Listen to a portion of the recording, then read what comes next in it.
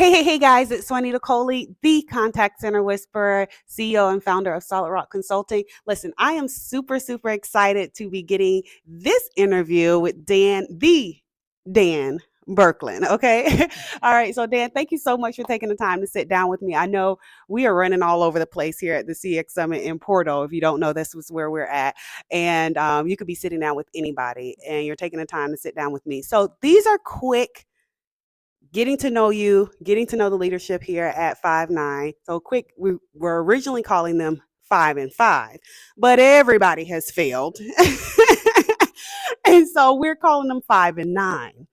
All right. So let's see if we can get this done in 9 minutes or under. You think we can beat the clock? I would sure hope so. All right. All right. Let's get it done. All right. So, Dan, tell me your role and a little bit more about what you do on a day to day. Yeah.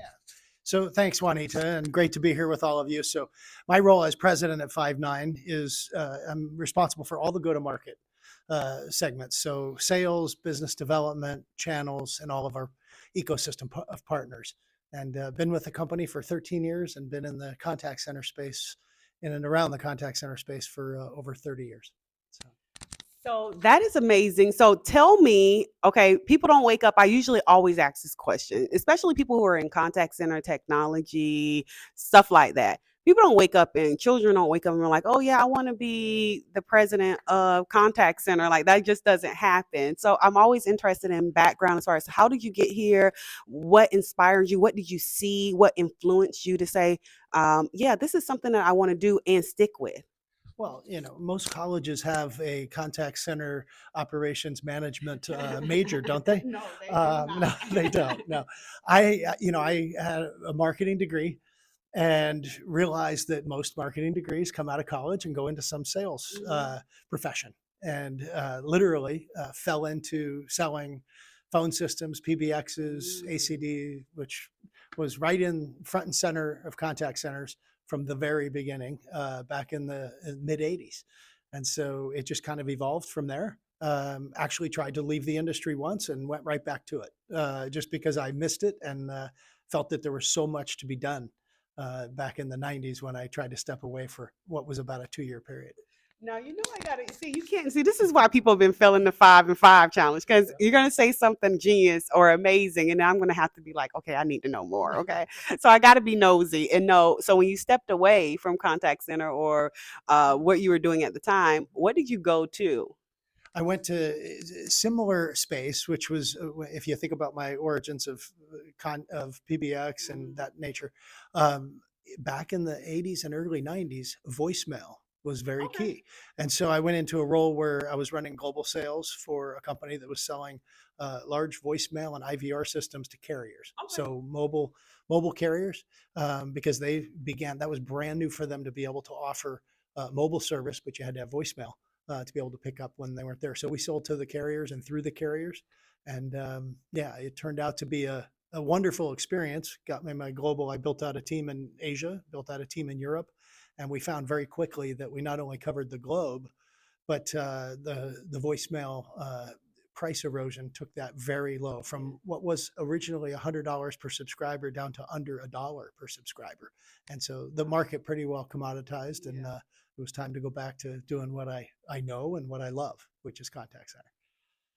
Okay, all right, all right, okay. I thought you was gonna give me something juicy, like I was selling panda bears or something, something like that. Okay, all right. So, my next question: you guys have talked a lot at the CX Summit so far about your success with partners. As a matter of fact, I was just in a session with Thomas, and he was talking about how 82% of what you guys are doing is delivered through partners and managed through partners or sold through partners. Your partnership is a big thing, right, for you all.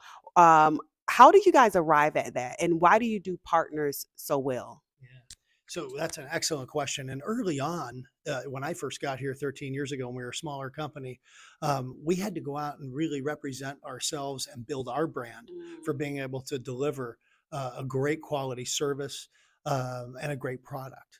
And today, there's nothing more important to us than our partnerships, because that's really the force multiplier that allows us to get reach all across the globe When we meet, as we were doing here in Porto with our mostly partners within the EMEA region, they bring us thousands of sellers and folks representing our brand and our solutions to the market. We couldn't possibly do that ourselves.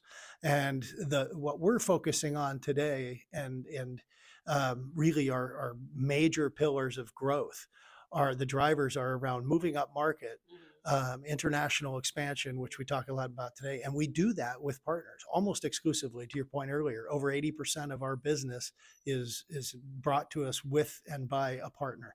And that's so important because, again, that reach, we couldn't possibly afford to build a sales force and an implementation team and support teams all over the globe. But we can sure empower and enable our partners to be able to deliver that for us, and still upholding that standard that we've been so proud of over the years of being able to deliver. So partners are key, and we're here to help them be successful, because if we make them successful, they in turn make us successful. Yeah, absolutely. And in Thomas's session, he Babel, set up talked a lot about that. They talked about how, before they even had a contact center, solution or offering, or even one contact center agent, you guys were already investing in enablement and bringing them on. How did you pick out? How do you all, right, like, kind of scout out, like, this is a partner that we should invest in and spend time in and energy in and developing?